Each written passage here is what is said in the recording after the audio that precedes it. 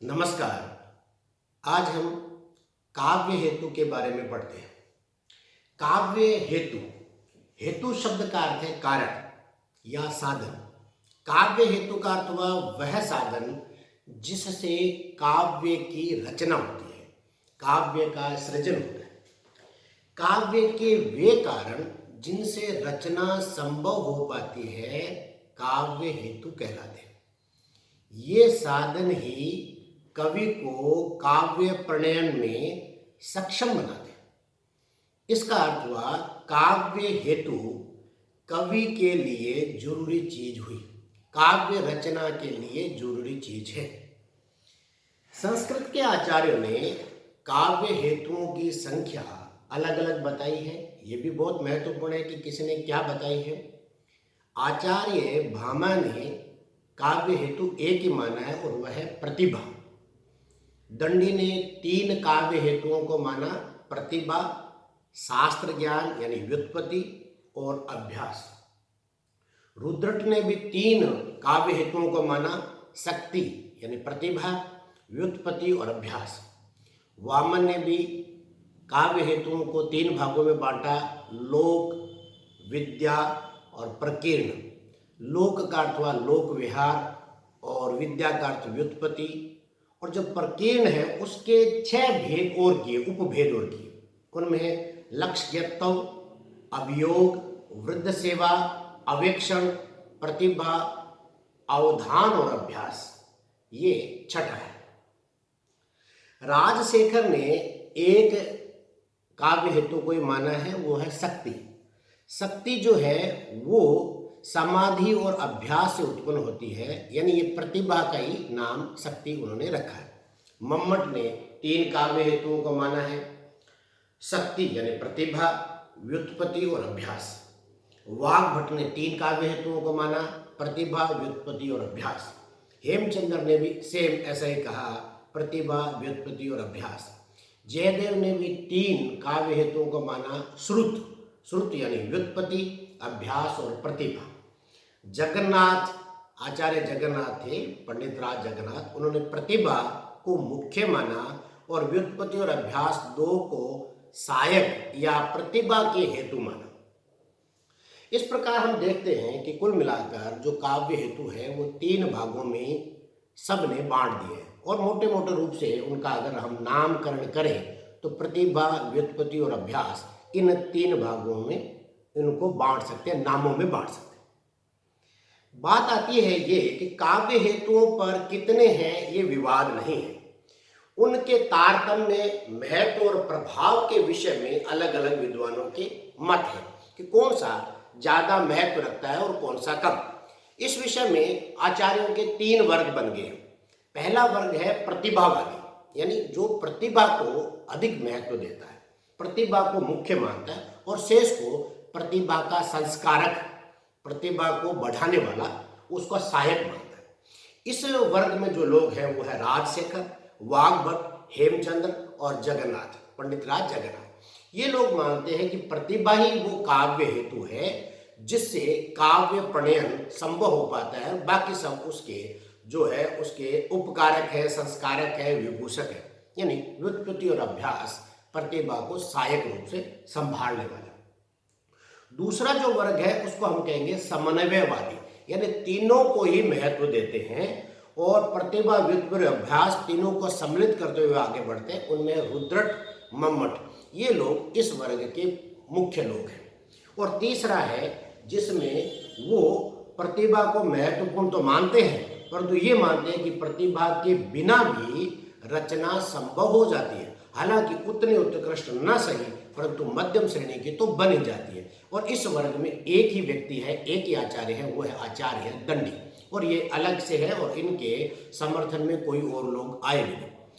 अब हम स्वरूप की बात कर ले कि ये काव्य हेतु और उनके वर्ग करने वाले बातों को हमने बात कर ली।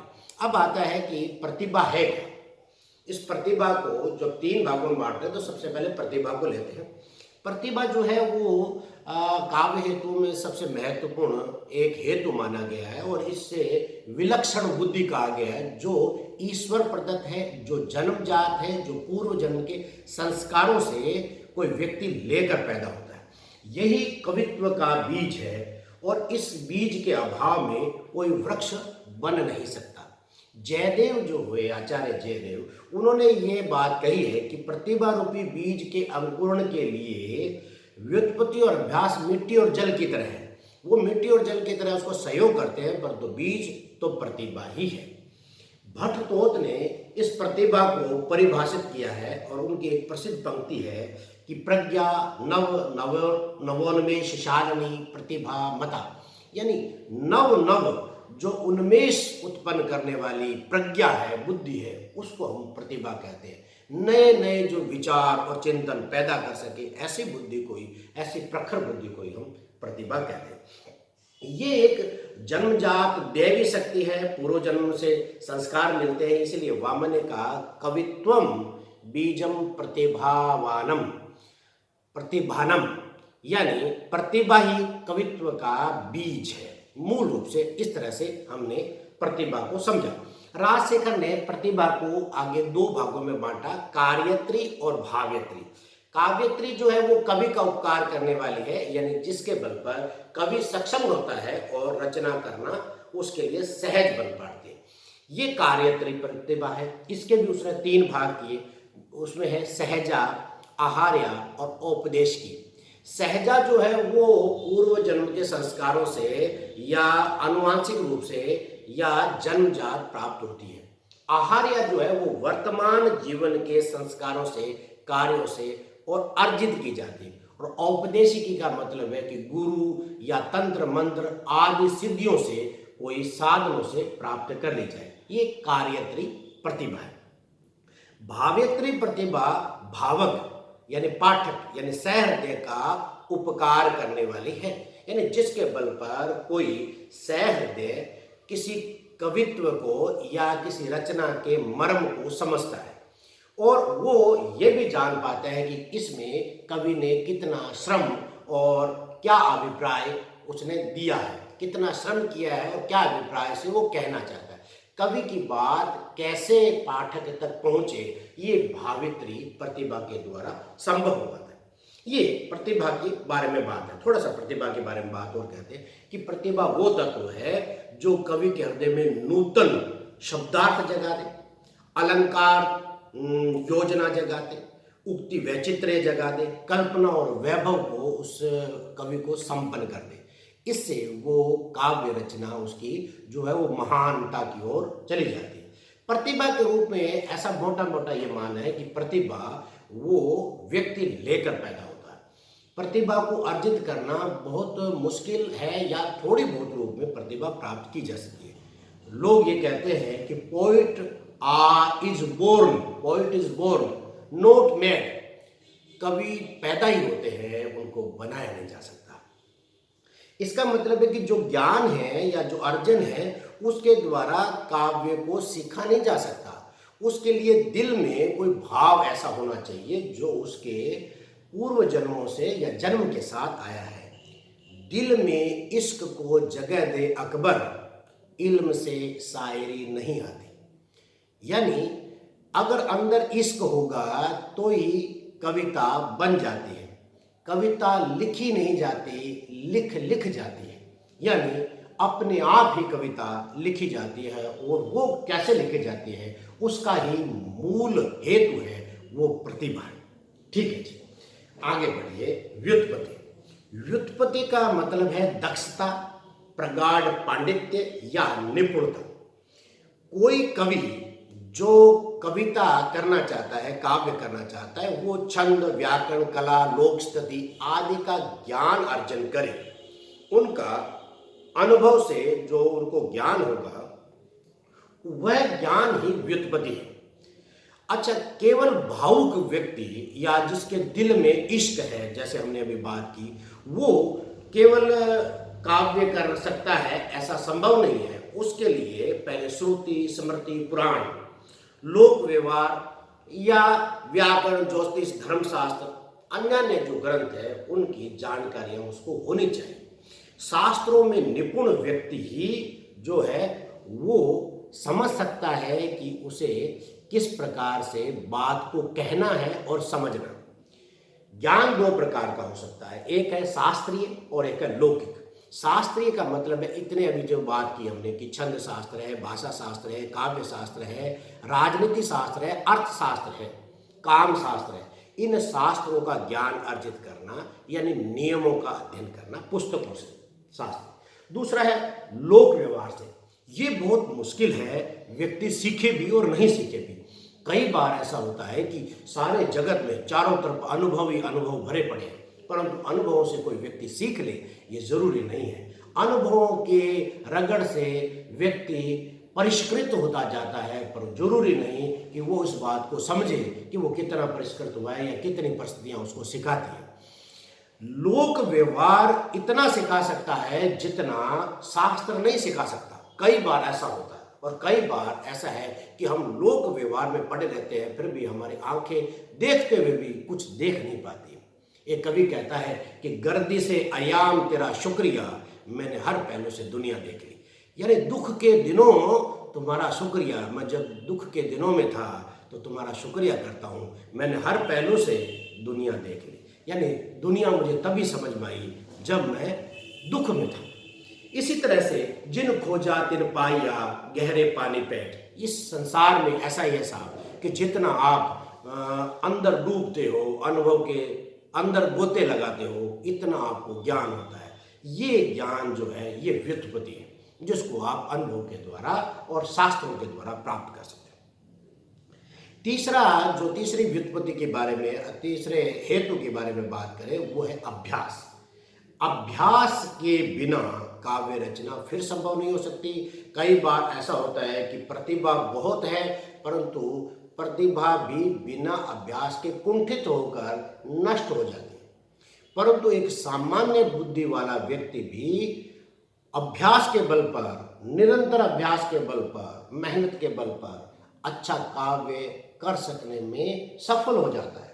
काव्य निर्माण, चिंतन, मनन और पठन, काव्य निर्माण, चिंतन और मनन और पठन, ये अभ्यास के अंदर आता है। इससे जो भावाभिव्यक्ति है कवि की वो अधिक प्रांजल हो जाएगी, अधिक माधुर्य और प्रभावशील हो जाएगी।